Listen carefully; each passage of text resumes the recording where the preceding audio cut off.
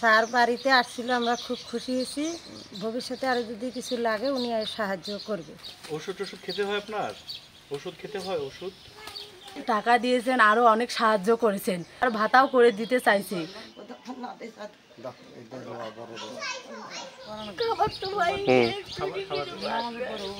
সংবাদপত্র যেটা প্রকাশ করছে যে আপনার বয়স্ক ভাতা বা বিধবা ভাতা এটা পাননি। আমরা সমাজসেবা অফিসারের সাথে কথা বলেছি, এটা আপনার এবার হয়ে যাবে ইনশাআল্লাহ। আজকে আমাদের বাড়িতে ইউনো স্যার এসেছিল আমার বুড়ো দাদির জন্যে। তিনি টাকা দিয়েছেন, আরো অনেক সাহায্য করেছেন, আর ভাতাও করে দিতে চাইছি। তার কাছে আমাদের একটাই দোয়া, তিনি যেন আমার বুড়ো দাদিকে একটু সহযোগিতা করে। আপনার জন্য একটু আমরা যে কিছু খাদ্য সহায়তা নিয়ে আসছি, এটা একটু হ্যাঁ। ওষুধ খেতে হয় আপনার? ওষুধ খেতে হয়? ওষুধ এখন কি করবো, এখন বাড়ির খোরাক জোগাবো নাকি আমারই অসুখ? ছেলে মেয়ে কয়জন আপনার? আল্লাহ ওই একটা ব্যথায় মেয়ে নাই? ইপি মেম্বার রয়েছে, ওনার মাধ্যমে কোনো প্রয়োজন হলে ইনশাল্লাহ আমাকে বললে আমার জায়গা থেকে যতটুকু সহায়তা করা যায় আপনাকে ইনশাল্লাহ। আজকে টিএনও অফিসার আমার বাসায় আসছিল, আমার বুড়ার শাশুড়ির জন্য খাদ্য নিয়ে আসছে, যা আনার দরকার আনছে। এখন উনি বলছে যে টাকাও দিছে, উনি বলছে যে বয়স্ক ভাতাও করে দিবে।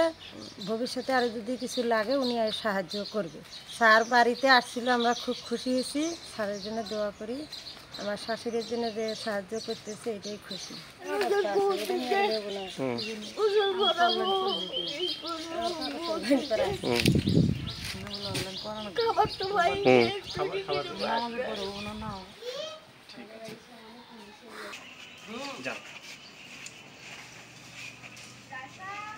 সাম্প্রতিক সমকালে এক বয়স্ক মহিলার বিষয়ে নিউজ প্রচারিত হওয়ার পর এটি আমার দৃষ্টিগোচরে আসে যে তিনি বয়স্ক থাকা সত্ত্বেও তার এখনও ভাতা হয়নি। এই বিষয়ে দৃষ্টিগোচর হওয়ার সাথে সাথে আমি সমাজসেবা অফিসারকে বলেছি এবং আবেদনও করা হয়েছে, এবং সমাজসেবা অফিসার আশ্বস্ত করেছেন যে এবার তার বয়স্ক ভাতা হবে। আর আমরা উপজেলা প্রশাসন থেকে তাকে খাদ্য সহায়তা দিয়েছি।